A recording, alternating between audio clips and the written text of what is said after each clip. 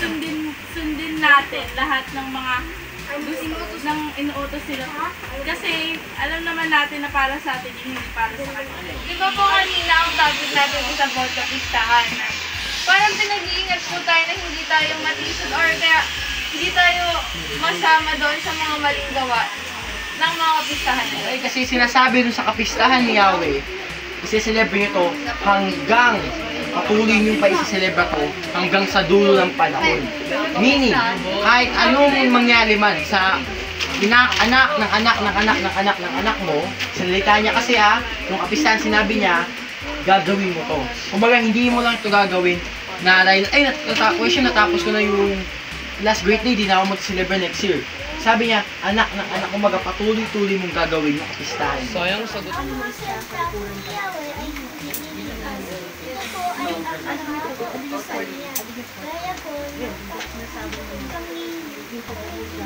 Sa araw ng Sabat at paggalang sa mga. Yung pinaka talaga para makapasok ka sa Sabat, yung paggawa na mabuti sa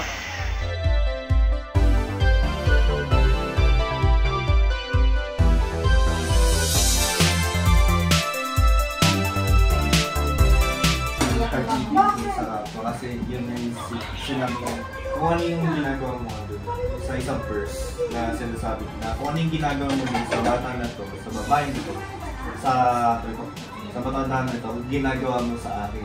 Ay, binigyan tayo ng kalayaan ni Yahweh na gawin yung mga bagay. So, huwag natin daw yung gamitin yung kalayaan daw natin na huwag daw natin gamitin yung kalayaan natin sa mga masasamang bagay. Kung gamitin natin siya sa mga mabubuting bagay yun.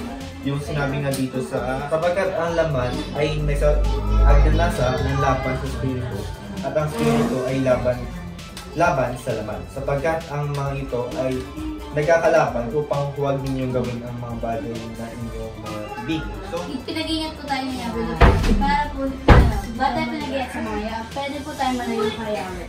Kaya po may Sabat para yung pananampalataya natin magiging malapit sa kanya. Para po sa akin, pinag-iingat po tayo ni Yahweh sa masamang gawain. Dahil po kapag may nagawa kang masamang gawain ay parang mawala ang Sabat sa iyo dahil nagawa kang masamang gawa.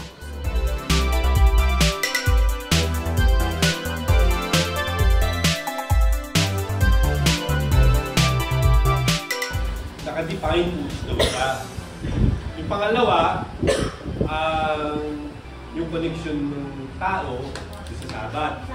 Yung pangatlo, yung pagiging banal. Yung pang-apat, yung unawa mo. Tapos yung pang-lima, yung panahon. Tapos yung pang-anim, nakalimutan ako isa. Ano yung pang-anim? Hindi, magpambitin. Yung alaala. Sabi dito, iingatan ka ni Yahweh sa lahat ng kasamaan. Kanyang iingatan ang iyong kaluwa.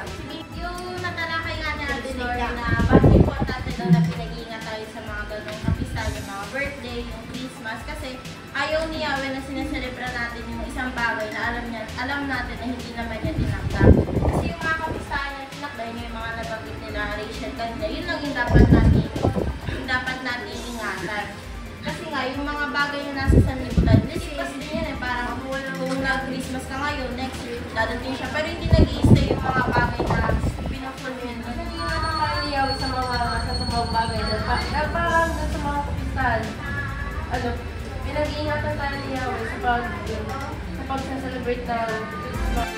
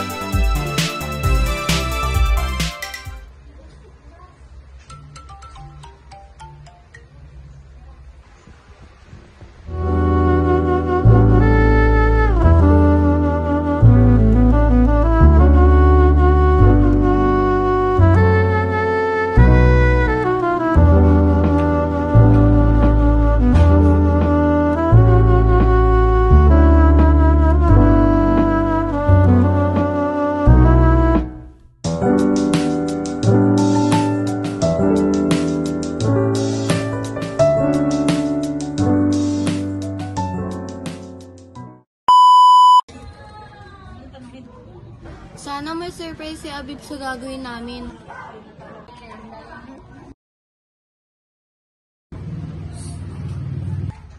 Andiyan si Abib.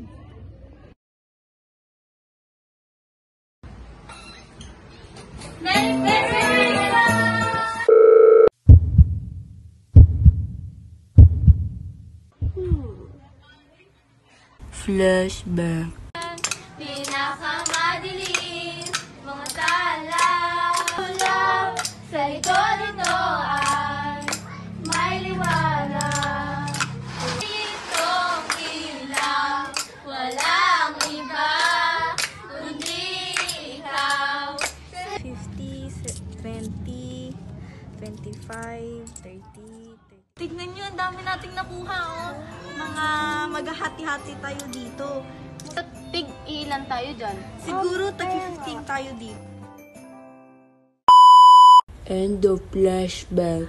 Merry Christmas!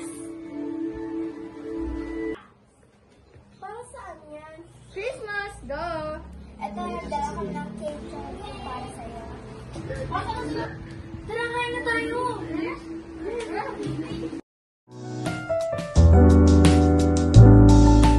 Paano ko kaya sasabihin sa kanila to? Salamat pero may sasabihin kasi ako sa inyo eh. Ano yun? Nala ko sa loto? Mag-ibang bansa ka? Ano yun? Sabihin mo na! Eh kasi, ano nga? Ganito kasi yun.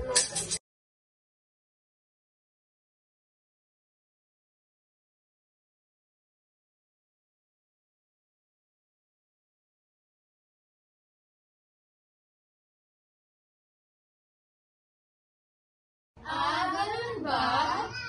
Sana maintindihan nyo. Naiintindihan ka naman namin. Sorry, hindi yun namin gagawin. At dun po nagtatapos ang roleplay. At dun po nagtatapos ang aming roleplay group, Bonnie. Bye-bye. Bye-bye! Shalom!